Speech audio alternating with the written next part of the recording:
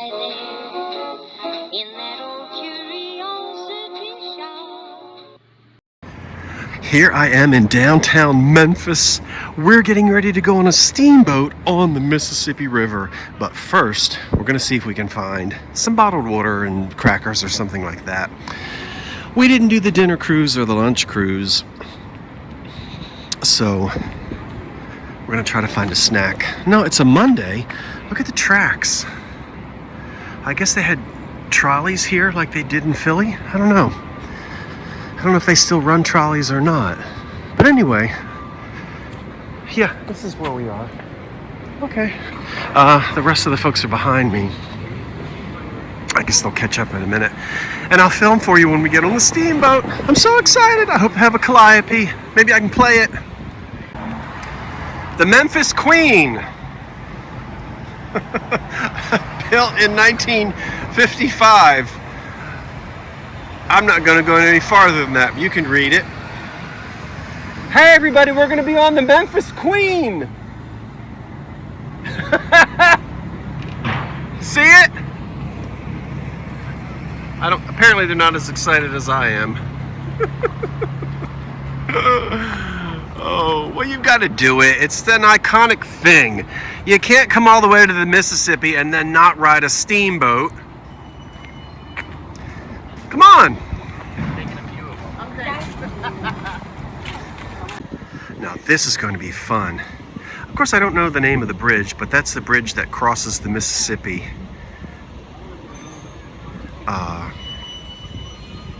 From Tennessee into Arkansas? David, is that Arkansas across the river? Yeah. Ooh. All right. Well, anyway, we're supposed to get on the River Queen. Yes, sir. On the other side of this hill is the primary river. This is a little channel. To get it, yeah, I see it. I can see it on the other side of that bridge. Thank you. Yeah, this is just some little inlet thing. You see on the other side of that bridge there? All right. Well, here we are seated on the Memphis Queen. We've come up to the top level. And if anyone is not familiar, this is Pamela Blanchard, who does live sales. And she's joined us for a day or two to run around and have fun with. And we're on some little tributary or something like that will lead. Look, I'm right next to the big paddle. I'm so excited. And look, I have my neon socks on. If I go overboard, they'll be able to find me. Now, as we make our way along the riverfront, I'm sure you've noticed all the construction going on. Directly across the street from us, that's going to be our new Brooks Museum of Art. They're scheduled to open up sometime in 2026. And of course, our entire riverfront is going to make over all the way from Georgia Avenue down on the south end, down to Jefferson Avenue on the north end, about a mile and a half. All the way up till about the early 1890s. Now they put those down to accommodate those ships in the loading and unloading of cargo and passengers. As you were walking down the hill, you might have noticed some large metal rings sticking up out of the ground. Those are called anchor pins. That is how ships would tie off when they came into the Memphis harbor. Now they give them the nickname of dead men because they're anchored 6 feet on the ground. Makes a little sense. You can spend anywhere from one night on the river up to a month or better at a time if you're so inclined. It is provided that your pockets are deep enough because they were a little pricey. Now back in 2011, we had the Mississippi River to rise to the second highest height it's ever been in the history of Memphis. Rose to a height of 47 feet, 0.8 inches. If you're wondering what that would look like, the water almost crested the top of that spiral. Got so high it overflowed on the Riverside Drive. And to give you an indication of how things can change, October of last year, the Mississippi River dropped down to the lowest recorded depth that's ever been in Memphis' 200 plus year history. We dropped down to almost a negative 12 feet below zero. We're getting pretty low right now. Right now we're about maybe 1 foot above zero. So Imagine the river about 13 feet lower than it is right now. Things were pretty bad out here. Now as we're making our way along, coming up on another important part of Memphis history, Tom Lee Park. Well, you might say, what's so important about Tom Lee Park? Let's talk about that for a moment. We're going to go back to May 8, 1925. The water will barely be deep enough to cover your ankles. Just that shallow, just that narrow. Then let's say you drive maybe 65, 70 miles south to Lake Rendevu up around Benham, Minnesota. That's the widest part of the Mississippi River. Up there, the Mississippi River is more than 11 miles wide. The depths range anywhere from 15 feet deep up to 78 feet deep. Now, there are parts of the Mississippi River that can get up to 200 feet deep. But generally, you'll find those kind of depths down around the Gulf of Mexico.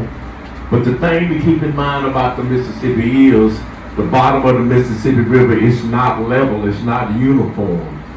It dips and dives, it's made of sand, soot, mud, clay, and gravel. It's always churning, sandbars are always building up on the Mississippi River. That's why the Army Corps of Engineers is always dredging the bottom of the Mississippi River.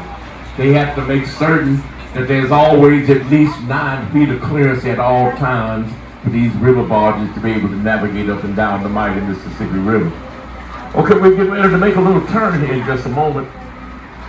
Let's direct our attention to the front of the vessel, to the bow. That base and close the door behind it. Once they close that door, they're going to either raise the water level in that chamber or lower the water level in that chamber to coincide with the next leg of that vessel's journey. Once that's been achieved, they'll open that door on the opposite end.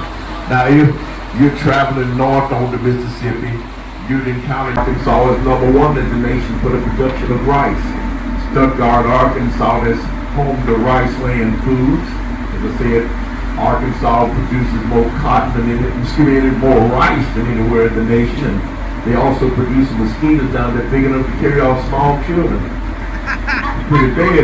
You haven't been to New Jersey. Believe me. Speaking of Arkansas, folks, making our way over back up to the north end of Memphis. Memphis shares a little historical fact with the Civil War. The Battle of Memphis was fought on June 6, 1862. It took place a little over a mile, about a mile and a quarter from where we are right now on the north shore side of Rhode Island over there. People from Memphis just stood on the banks and watched it as it took place. When it was all said and done, the Union Army had sunk all those Confederate ships except for one. They estimate that somewhere between 200 and 250 men were either killed, wounded, or taken prisoner. And at that time, the city of Memphis was taken over by the Union Army, and they basically held the city of Memphis throughout the entire Civil War. Now, during the course of that battle, the Union Army only listed one fatality, a gunboat captain by the name of Kelly. Only casualty listed on the Union Army side. The Battle of Memphis, June 6, 1862, right here on the north shore side of Memphis, folks. Now, shortly after the Civil War, another monumental event took place right here on the mighty Mississippi River. Well, there it is, the Island Queen. And we just got off. Boy, that was fun. And I'll tell you what, that tour guide, he was the best. I do a lot of historic tours, you know, houses and things like this. And I'll tell you, that man was good. He was funny, he knew his information, he was relaxed. He was one of the best commentators I've heard, really historical. I wish I could have recorded the whole thing. What did he say his first name was? I forget what Leroy? Not Leroy. I should have gotten his, well... Smith is his last name. Smith. Well, if you ever ride the Island Queen, you ask for Mr. Smith to be your announcer. He was outstanding. Now, I'm going to get left behind. Where are they? Oh, no, they're up there. Don't raise the gangplank. Wait a minute. Well, W.C. Handy, we've made it to Beale Street. Give me a little Beale Street blues, David. My mama told me. I know my mama told me.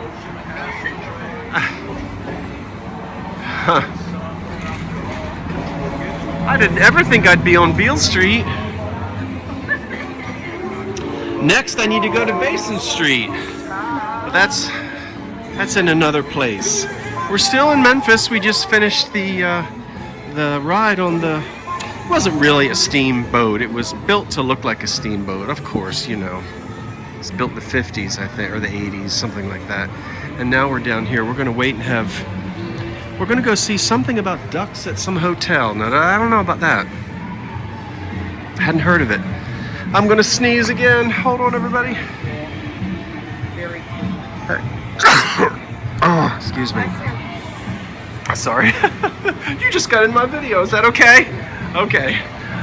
Oh, I'm sneezing. So, the home of the blues, the first blues recording written by W.C. Handy, or the first recording with blues in the title, published, I guess you should say. Here, and this is Beale Street in Memphis. I guess I'll keep walking and talking. Oh, this is closed to vehicular traffic? I think it is. It looks like it. Yeah, no, I have to keep running, flapping the lips so I don't get in trouble with copyrights. You hear the music. Oh, it's pretty loud.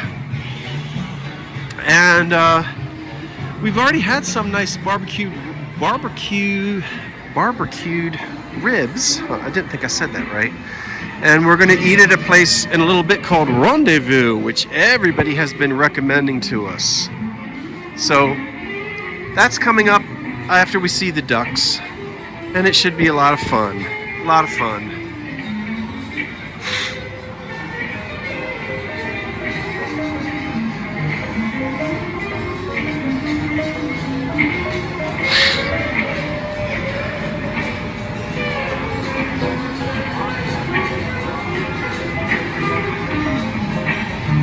There they are.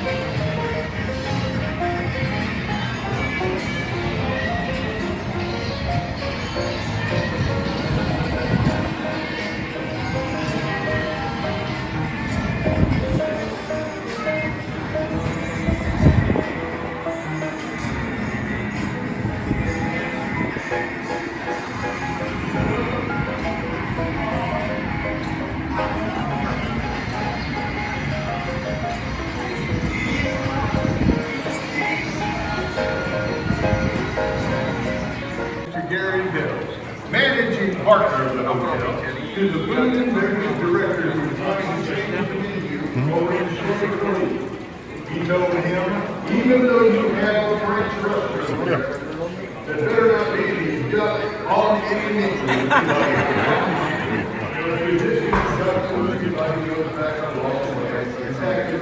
Another magazine, such as Sports Illustrated Swimsuit Edition, where the ducks discreetly showed very little leg. If I was a person like Mr. Pembroke, I would say that I've mastered what I've done for you. Management thought so, and so they bestowed upon Edward Pembroke the title of Duck Master, the world's first duck master here at the Peabody Hotel. Well, he's no longer with us today, folks. Mr. Pembroke's spirit remains here in this lobby. You'll check out the celebration. Ladies and gentlemen, good evening, and your attention, please. Welcome to the historic Peabody Hotel. At the center of the grand lobby, the point where the Mississippi Delta has been set in, stands the classic Peabody fountain, carved in one piece of iron Travertine marble. Although famous in its own right, the fountain is better known the world over because it is resident. If I may direct your attention to the fountain now, you will witness a tradition begun in the 1930s at the South Grand Hotel. An experience uniquely yours as a guest of the Peabody. Preparing to return to their head house on the 4th night. Ladies and gentlemen, the march of the world-famous Peabody Ducks.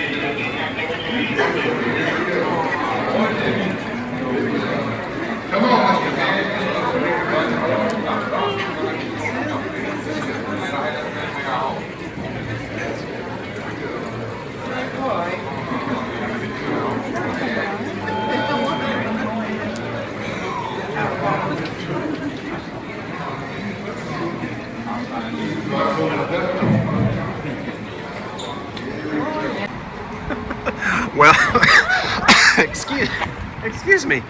Well, they left me in an alley to see if I could get home. I know this looks weird, but...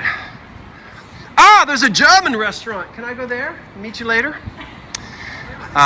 Rendevu. Everybody said go to Rendevu. Well, we're going to go to Rendevu. And there it is. This will be our second night out eating, ribs and things. Okay, it says Rendevu, a downtown alley since 1948. Okay, that sounds good to me. Why is there a padlock? There's a padlock on the door. Probably because this is the back door. Oh, all right. I know I'm making you dizzy, but you'll be all right. Hold on to your Barca loungers. Oh, we must be on the side door, yeah. We'll go around to the front? Okay. We'll go this way. Oh, I smell good food. Oh, after that boat ride and watching those ducks, I'm hungry. I am hungry too. Well, the nice lady at the store said cut through the alley. And then we asked a very nice gentleman on the street, and he also told us what to do. Everyone has been very helpful, very nice, very polite. We've had no problems, except we don't know how to get into this. Uh-oh. How do we get into this thing? Do they open at a certain time? Let me see. How do we get into this thing?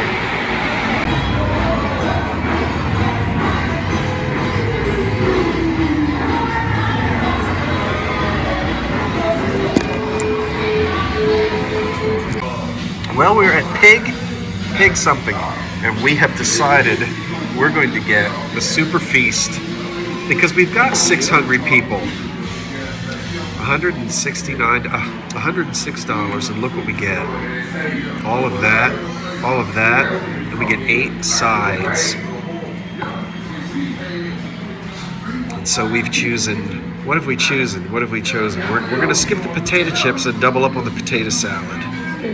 Look at that.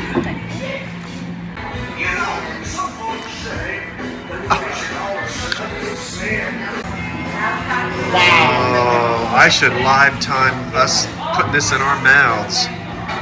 Enjoy the meal. Oh, look at that. Are you excited about it? Holy cow. I'm about to destroy some barbecue. Oh, here you go. Yeah, we're going to need plates. We're going to eat it off this by ourselves. Oh, Oh my God. This is all pork, right? Yeah. Or chicken? I was sticking with chicken. Pork and chicken. Oh, it's all pork, because there's no beef. Okay. lick your lips in anticipation. They don't do beef with chicken. Oh, I need a plate. Oh, me and Tammy don't have a. Oh, yes. Are there more Wait, they're underneath? stuck together. So we get to sample ribs and chicken, baked beans, coleslaw, potato salad, French fries, onion rings, bread, and we share this whole platter. Wonderful.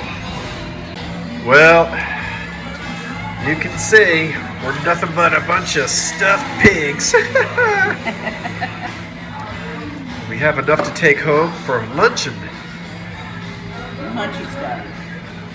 Oh dear, I don't think they got to see the interior of the restaurant, which they might like to see. We are on Beale Street, by the way. The Rendevu restaurant that we were going to go to was closed. So we found this joint. It's just called Pig. It is called Pig on Beale Street. And I'll turn around here, I think. And there we are.